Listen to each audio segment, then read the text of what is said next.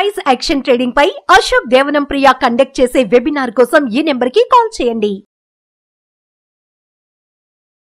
నమస్తే, welcome to Suman TV. నేను విష్ణు. ప్రస్తుతంతో పాటు ప్రముఖ స్టాక్ మార్కెట్ అనలిస్ట్ జీవి సత్యనారాయణ గారు వారితో మాట్లాడతాం. సార్ నమస్తే. సార్ సత్యనారాయణ గారు నమస్తే. సార్ సత్యనారాయణ గారు, జూలై 23వ తేదీన మంగళవారం నాడు మంగళకరంగా బడ్జెట్ను ప్రవేశపెట్టబోతున్నారు. అయితే బడ్జెట్ను ప్రవేశపెట్టబోయే ప్రతిసారి కూడా ఒక వారం రోజుల ముందు ఆర్థిక మంత్రి, అంటే కేంద్ర ఆర్థిక మంత్రి నేతృత్వంలో వారి అధ్యక్షతన ఒక హల్వా వేడుకను చేసుకుంటారు కదా. ఏంటి అసలు ఈ హల్వా వేడుక? ఈ హల్వా వేడుక ఎందుకు జరుపుకుంటారు? ఈ హల్వా వేడుక జరుపుకోవడం వెనుకున్న ఆంతర్యం ఏమిటి అసలు? ఓకే విష్ణుబాబు, జనరల్గా ప్రతి సంవత్సరం మామూలుగా ఇప్పుడు కాదు, ఎప్పుడైనా కానీ ఫిబ్రవరి 1కు ఉంటుంది బడ్జెట్. ఒకప్పుడైతే railway budget separate, general budget సెపరేట్గా ఉండేది. ఇప్పుడు రెండు బడ్జెట్లు కూడా ఒకటేసారి ఇంప్లిమెంటేషన్ అవుతుంది. అయితే మనకి ఈ సంవత్సరం ఎలక్షన్స్ జరిగినాయి కాబట్టి అప్పుడు మధ్యంతర బడ్జెట్ పెట్టడం, మళ్ళీ ఇప్పుడు ఎలక్షన్స్ అయిపోయి కొత్త గవర్నమెంట్ ఫామ్ అవ్వటం, మళ్ళీ ఇప్పుడు బడ్జెట్, రియల్ బడ్జెట్ ఇది ఫైనల్. అంటే ఈ ఫైనాన్షియల్ ఇయర్కి కొత్త గవర్నమెంట్ ఫామ్ కాగానే రేపు జూలై 23 మంగళవారం బడ్జెట్ ప్రవేశపెట్టి, అయితే ఒక వారం రోజుల ముందు హల్వా వేడుక చేయడం జరుగుతుంది. ఎవరు? ఆర్థిక శాఖ మంత్రి ఎవరైతే ఉన్నారో వారి నేతృత్వంలో వాళ్ళ బేస్మెంట్లో, అంటే వాళ్ళ ప్రెమిసెస్ ఏదైతే కార్యాలయం ఉందో వాళ్ళ బేస్మెంట్లో హల్వా వేడుక తయారు చేస్తుంది. ఆవిడే స్వతహాగా, అంటే ఆవిడ చేతితో గరిటె తిప్పి హల్వా తయారు చేయడం ఆనవాయితీ. ఇది ఒక సంప్రదాయబద్ధం. రెండోది, జనరల్గా ఈ బడ్జెట్ అనేది ఏంటంటే ఒక శుభకార్యం. దేశానికి జమా ఖర్చు, పద్దులు, అంటే కేటాయింపులు, అవన్నీ ఏవైతుందో ఒక పెద్ద ఈవెంటు. దానికోసం శుభకార్యం కాబట్టి సంప్రదాయబద్ధంగా స్వీట్ చేయటం, హల్వా అనేది ఒక మొదటి నుంచి ఏర్పడ్డది. ఇప్పటి నుంచి కాదు, బ్రిటిష్ కాలం నుంచి కూడా, అప్పటి నుంచి బడ్జెట్ ఏదైతే స్వాతంత్రం వచ్చిన దగ్గర నుంచి ఏదైతే ప్రవేశపెట్టారో అదే ఆనవాయితీగా ఇప్పుడు కూడా మనము కొనసాగించడం జరుగుతుంది. అది ఫైనాన్స్ మినిస్టర్, ఆర్థిక శాఖ కార్యదర్శి, ఆర్థిక శాఖ మంత్రులు, ఆర్థిక శాఖ వాళ్ళకి సంబంధించిన ఉన్నతాధికారులు వాళ్ళందరూ కూడా వాళ్ళందరూ ఉంటారు అక్కడ ఉండి వీరి చేతితోటి హల్వా తయారు చేసి వాళ్ళందరికీ స్వీట్స్ రైట్ హల్వాని పంచడం జరుగుతుంది. ఇకపోతే ఈ ఏదైతే ఈ ఆర్థిక శాఖ ప్రధాన కార్యాలయం నార్త్ బ్లాక్ లో ఉన్నటువంటి, అంటే బేస్మెంట్ లో ఇది చేయటం జరుగుతుంది. ఇది స్వయంగా ఆవిడే, అంటే నిర్మలా సీతారామన్ గారే చేయటం, వడ్డించడం కూడా జరుగుతుంది. అయితే దీనికి సంబంధించి ఇప్పుడు ఆర్థిక శాఖ సహాయ మంత్రి పంకజ్ చౌదరి గారు, ఆర్థిక శాఖ కార్యదర్శులు అనుకోండి, ఉన్నతాధికారులు ఈ కార్యక్రమంలో పాల్గొనడం జరుగుద్ది. అయితే ప్రతిసారి బడ్జెట్ ముందు ఒక వారం రోజుల ముందు ఇది జరిగేటటువంటి ఆనవాయితీ. అయితే దీంట్లో ఏదైతే పాల్గొనేటటువంటి అధికారులు అనుకోండి, ఆ సిబ్బంది ఈ 10 రోజుల పాటు, అంటే జనరల్గా వారం 10 రోజుల నుంచి, అంటే వారం ముందు హల్వా, దానికంటే ముందు నుంచే ప్లానింగ్ ఉంటుంది. ఏమని బడ్జెట్ ఎలా చేయాలి, ఏం చేయాలి, దానికి సంబంధించినటువంటి సిబ్బందిని ఎవరు తీసుకోవాలి, ఎవరి డ్యూటీ వాళ్ళు ఏమి తయారు చేయాలి. మనం అంతకుముందు వీడియోలో ఒకసారి చెప్పడం జరిగింది. ఎవరెవరు ఒక్కొక్క సెక్షన్కి, అంటే బడ్జెట్లో ఏవైతే కేటాయింపులు చేయాలా, జమ చేయాలా, జమా ఖర్చులు ఏవైతే నివేదికలు ఒక్కొక్క సెక్షన్ తయారు చేసి ఆ సిబ్బంది ఎవరైతే ఉన్నారో వాళ్ళు అంతకుముందు నుంచే ఆ కార్యాలయంలో ఉండి ఉంటారు. వాళ్ళు కూడా ఇప్పుడు బయటికి వెళ్ళేది క్వశ్చన్ లేదు. ఎందుకు? బడ్జెట్ వరకు కూడా ఇది చాలా రహస్యంగా ఉంచేటటువంటి విషయం. తర్వాత ఈ వీళ్ళకి ఎవరైతే ఆ సిబ్బంది ఉందో బయటికి వెళ్ళే అవకాశాలు కానీ, వాళ్ళ ఫ్యామిలీ మెంబర్స్, ఇంటి వాళ్ళు, అంటే ఫ్యామిలీ మెంబర్స్ ని కూడా కలవటానికి అవకాశం లేదు. కాన్ఫిడెన్షియల్ గా ఉంటుంది, కాన్ఫిడెన్షియల్, రైట్. అంటే ఆ సమాచారం ముందుగా ఎక్కడ బయట లీక్ అవ్వకుండా బడ్జెట్ కి సంబంధించి, అందుకని వాళ్ళని అక్కడే ఉంచారు. బడ్జెట్ అయ్యేంత వరకు, బడ్జెట్ అయిపోయినాకనే జనరల్ గా భద్రతా సిబ్బంది అనేది వాళ్ళ ఆధ్వర్యంలోనే ఉండాలి. ఒకవేళ ఏదైనా అర్జెంట్ పని ఉండి వాళ్ళ ఫ్యామిలీ మెంబర్స్ ఎవరైనా కలవటానికి వస్తే భద్రతా సిబ్బంది సమక్షంలోనే మాట్లాడి పంపించాల్సి జరుగుతూ ఉంటుంది. ఇదంతా కూడా ఒక ఆనవాయితీ ప్రకారం. ఎందుకంటే దాంట్లో ఏవైతే బడ్జెట్లో జరిగే ఉన్నాయో రహస్యంగా ఉంచాలి, గోప్యంగా ఉంచాలి. రెండోది సీక్రెట్గా ఉంచడం అనేది ఒక ఆనవాయితీ, లీక్ కాకూడదు అనేది ఒకటి. ఇకపోతే ఇప్పుడు బడ్జెట్ ఏదైతే ఉందో ఈ బడ్జెట్కు సంబంధించి ఒకవేళ రేపు 23 ఉంది, అయితే గవర్నమెంట్ చాలా వరకు పథకాలు ఉంది. ఒకప్పుడు బడ్జెట్ ఎలా ఉండేది అంటే బడ్జెట్లోనే ప్రవేశపెట్టేది. ఏదైనా చెప్పదలుచుకున్నా కానీ అనౌన్స్మెంట్స్ అవన్నీ కూడా బడ్జెట్లోనే ఉండే. ఇప్పుడు అలా లేదు. ఎప్పుడైతే ఎన్డీఏ గవర్నమెంట్ ఫామ్ అయిందో అంతకుముందు అలా లేకుండే, బడ్జెట్లోనే చెప్పేది ఉండే. ఇప్పుడు ఎందుకు లేదు అంటే ఇప్పుడు ఏదన్నా అనౌన్స్మెంట్ చేయదలుచుకుంటే వెంబట క్యాబినెట్ అప్రూవల్ పెట్టడం, క్యాబినెట్లో మీటింగ్ పెట్టడం, పాస్ చేయడం. ఎగ్జాంపుల్, చైనా వాళ్ళు మన భూభాగంలోకి వచ్చారు, వెంబటే క్యాబినెట్ మీటింగ్ పెట్టడం, డిఫెన్స్ కోసం 40,000 కోట్లు ఇమీడియట్గా డిప్లాయ్ చేస్తారు, శాంక్షన్ చేయటం. లేదు గవర్నమెంట్ సోలార్ మీద అనుకోండి 2 కోట్ల ఇళ్లకు మేము సోలార్ యూనిట్లు ఇచ్చేస్తామని ప్రధానమంత్రి ఒక అనౌన్స్మెంట్ చేసేస్తాడు, క్లోజ్.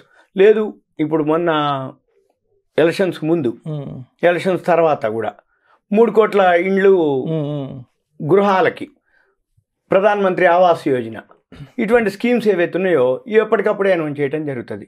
ఒకప్పుడు అలా లేదు. అయితే ఇప్పుడు ఏదైతే బడ్జెట్ ఉందో మళ్ళీ కొత్త గవర్నమెంట్ ఫామ్ అయిన తర్వాత మళ్ళీ 5 ఏళ్ళు ఉంటుంది. ఇది ఫస్ట్ బడ్జెట్ వీళ్ళకి. మళ్ళీ ఎన్డీఏ గవర్నమెంట్ మూడోసారి ప్రభుత్వం అధికారం చేపట్టాక, రైట్, ఎన్నికల అనంతరం అధికార పగ్గాలు చేపట్టిన తర్వాత ఇది మొదటి బడ్జెట్ కాబట్టి బడ్జెట్ బాగుంటుంది, క్వశ్చన్ లేదు దాంట్లో. ఎందుకోసం ఇప్పటికిప్పుడే వేరే విధంగా అనేది ఉండదు. ఏమన్నా ఉంటే బెనిఫిట్స్ ఉంటాయి, లేదు న్యూట్రల్గా ఉంటుంది, మైనస్ అనేది ఉండదు. అయితే ఈ బెనిఫిట్స్ ఏమేమి ఉంటాయి అంటే ఎక్కువ శాతం రైల్వేలు అనుకోండి, డిఫెన్స్ అనుకోండి, రియల్ ఎస్టేట్ కన్స్ట్రక్షన్, గృహాలకు అనుకోండి, సోలార్లు అనుకోండి, సెమీ కండక్టర్లు అనుకోండి, ఎలక్ట్రిక్ వెహికల్స్ లాంటివి, ఇటువంటి సెక్షన్లు అన్నిటికీ జనరల్గా పాజిటివ్ ఉంటుంది. ఎక్కువ శాతం మైనస్ అయితే ఉండదు. బడ్జెట్ ఉంటే పాజిటివ్ ఉంటుంది, లేదు న్యూట్రల్ ఉంటుంది. ఆల్రెడీ ఎందుకు అంటే మళ్ళీ ప్రతి సంవత్సరం డిస్ఇన్వెస్ట్మెంట్ అని ఒక వర్డ్ ఉంటుంది. ఇన్వెస్ట్మెంట్ అంటే మనం షేర్లు కొనుక్కోవటం, డిస్ఇన్వెస్ట్మెంట్ అంటే గవర్నమెంట్ పబ్లిక్ సెక్టార్ యూనిట్లు ఏవైతే ఉన్నాయో, ఉదాహరణకు ఓఎన్జీసీ అని, ఎన్ఎండిసి అని పబ్లిక్ సెక్టార్ యూనిట్లు ఏవైతే ఉన్నాయో అవి 100లో ఉన్నాయి, అవన్నీ కూడా బాగా ఉన్నాయి అనుకోండి. వాటిల్లో డిస్ఇన్వెస్ట్మెంట్ అంటే ప్రభుత్వ వాటాను తగ్గించుకొని మనకి షేర్లు అమ్మటం ఏవైతే ఉందో, బాగా ఉన్నటువంటి కంపెనీలు ఈ లాస్ట్ ఇయర్ ఒక 2 years నుంచి పబ్లిక్ సెక్టార్ యూనిట్స్ అన్ని కూడా బాగా పెరగటం జరిగినాయి. ఎప్పుడైతే పబ్లిక్ సెక్టార్ యూనిట్స్ అన్ని బాగా పెరుగుతున్నాయో ఈ బడ్జెట్లో మళ్ళీ ప్రతి సంవత్సరం మాదిరి పోయిన సంవత్సరం 2.5 లక్షల కోట్లకి మేము డిస్ఇన్వెస్ట్మెంట్ చేస్తాము అని అంటారు. అంటే ఏంది, ఇప్పుడు ఎల్ఐసి ఉంది, ఎల్ఐసిని మనకి షేర్లు అమ్మటం జరిగింది, అంటే ఐపీఓకి రావటం. అలానే ప్రతి సంవత్సరం బడ్జెట్లో ఈ సంవత్సరం కూడా మళ్ళీ బడ్జెట్లో పెడతారు. అంటే ఈ పబ్లిక్ సెక్టార్ యూనిట్లు ఏదైతే గవర్నమెంట్ వాటాలు ఎక్కువ ఉన్నాయో అవన్నీ కూడా మళ్ళీ డిస్ఇన్వెస్ట్మెంట్కి పెడతారు. అవి మనం గమనించాలి. అంటే బడ్జెట్లో ఏవైతే పెరుగుతాయి అనుకున్నారో మనం గమనించాల్సింది ఏంటంటే రేపు 23వ తారీఖు బడ్జెట్ ఉందో ఏ వాటికి డిస్ఇన్వెస్ట్మెంట్ ఉంటుంది, ఏ సెక్టార్లకు బెనిఫిట్ ఉంటుందో ఆ సెక్టార్ షేర్లన్నీ కూడా మళ్ళీ పెరగటం అనేది మొదలు పెడతారు. జనరల్గా బడ్జెట్ అనేది ఎప్పుడు ఏ గవర్నమెంట్ బడ్జెట్ పెట్టినా ఎక్కువ శాతం నెగిటివ్ ఉండవు, పాజిటివే ఉంటుంది. ఎందుకోసం అంటే మళ్ళీ వీళ్ళు గవర్నమెంట్ మీద నమ్మకం రావాలన్నా, గవర్నమెంట్ మీద ఒక విధమైన అంటే ప్రెషర్ పడకుండా, అంటే ఏంది సమానంగా సమతుల్యం చేయాలి జమా ఖర్చుల్ని. అందుకని ఏం చేస్తారు, ఈ చిన్న మధ్య ఇండస్ట్రీస్ అనుకోండి, లేదు చిన్న మధ్య ఏదైతే స్కీమ్స్ లాంటివి స్మాల్ మీడియం ఎంటర్ప్రైజెస్ ఉన్నాయి, ఇప్పుడు ఎస్ఎంఈలు అంటారు, లేదు ఈ రైతులని, చిన్నపాటి ఉద్యోగస్తులు, చిన్నపాటి వ్యాపారస్తులు, వాళ్ళందరికీ ఏ విధంగా బెనిఫిట్ చేయాలనే ఉద్దేశంతో ఉంటుంది జనరల్గా బడ్జెట్. అయితే ఎక్కువ శాతం మనం ఏం చేయాలంటే బడ్జెట్ రోజు కంటే కూడా బడ్జెట్ నడిచేది వేరు, బడ్జెట్ తెల్లారి పేపర్లో మొత్తం క్లియర్గా ఉంటుంది. ఏమని ఫైనాన్స్ మినిస్టర్ చదివేటటువంటి ఏదైతే ఆ టైంలో ఉన్నటువంటి గుడ్ న్యూసే జనరల్గా మనకి తెలుస్తూ ఉంటుంది టీవీలో కానీ వాటిల్లో. ఏదో ఒకటి అరా నెగిటివ్ మైనస్ ఏవో ఉంటాయి, కానీ అసలు విషయం తెల్లారి పేపర్లో బడ్జెట్ అయిపోయిన తర్వాత ఎనలిస్టులు వస్తారు, వచ్చేసి అప్పుడు వాళ్ళు కూలంకషంగా బాబు దీంట్లో ఈ డెప్త్ ఉంది, ఈ బడ్జెట్ పేరుకి ఇలా ఉంది అలా ఉంది అని చెప్తారు. మన పని ఏంటిది, ఇప్పుడు ఈ రోజు మార్కెట్ ఆల్ టైమ్ హైక్ పోవటం జరిగింది అంటే ఎప్పటికప్పుడు ఏ రోజుకి ఆ రోజు ఇప్పుడు 81,000 దాటిపోయింది. అంతకుముందు 70,000, 75,000, 80,000 అంటేనే గొప్ప, అంటే 81,000 దాటిపోతుంది. ఇప్పుడు టీవీలో ఛానల్స్లో అంటే పెరుగుతున్న కొద్ది ఏమంటారు, 80,000 దాటింది అనగానే 81,000 దాటింది, 81,000 దాటింది అనగానే 1,00,000కి పోద్ది, ఇట్లా అంచనాలు. అయితే ఏమైతుంది, ఈ అంచనాలన్నీ కూడా ఇప్పుడు బాగానే ఉన్నాయి. అయితే మనం బడ్జెట్ లో ఏం చూడాలి, మళ్ళీ బడ్జెట్ అయినాక బడ్జెట్ ని బట్టి మళ్ళీ కొన్నాళ్ళకి ఒకటో బడ్జెట్, రెండోది ఫస్ట్ క్వార్టర్ రిజల్ట్స్ వస్తున్నాయి, కంపెనీలు ఆల్రెడీ చాలా వరకు స్టార్ట్ అయినాయి. ఇప్పుడు మళ్ళీ రిజల్ట్స్ ఉన్నాయి, అవి వచ్చే నెల 15 వరకు వస్తాయి. అంటే జూలై ఆగస్టు 15 వరకు కంటిన్యూగా ఫస్ట్ క్వార్టర్ రిజల్ట్స్ వస్తాయి. ఆ రిజల్ట్స్ని బట్టి బడ్జెట్ని బట్టి రాబోయే రోజుల్లో మన మార్కెట్లు గమనించాలి. 23వ తారీఖు బడ్జెట్ బాగుంటుంది. నా ప్రకారం అయితే అంటే ఇన్ని బడ్జెట్లు చూస్తున్నాం కాబట్టి సూచనప్రాయంగా ఏంటంటే బడ్జెట్ ఫేవర్గానే ఉంటుంది. అయితే ఒకటి మాత్రం అప్రమత్తంగా ఉండాలి. ఎందుకంటే జనరల్గా ఎప్పుడైనా కానీ బడ్జెట్ ముందు మామూలుగా ఉంటే బడ్జెట్ తర్వాత పెరిగిన రోజులు ఉన్నాయి మార్కెట్లు. కానీ ఇప్పుడు ఎలక్షన్స్లో పెరిగింది, ఎలక్షన్స్ అయిపోయినాక పెరిగింది, బడ్జెట్ ముందు పెరిగింది, రోజు రోజుకి ఆల్ టైమ్ హైక్ వచ్చింది. కాబట్టి ఎక్కడో ఒక దగ్గర మళ్ళీ కొంచెం కరెక్షన్ ఉండే అవకాశాలు ఉన్నాయి. కాబట్టి ఎవరైతే ఇన్వెస్టర్లు ఉన్నారో అప్రమత్తంగా ఉండాలి. బడ్జెట్ అనేది ఓకే పాజిటివ్గానే ఉంటుంది, కానీ మనం బడ్జెట్ కంటే కూడా జాగ్రత్తగా ఉండి బడ్జెట్ తర్వాత బడ్జెట్లో ఏమేమి బెనిఫిట్స్ ఉన్నాయో కొన్నాళ్ళు వెయిట్ చేసి ఇన్వెస్ట్ చేయడం అనేది ఉత్తమం. Thank you so much Satyanarayana గారు.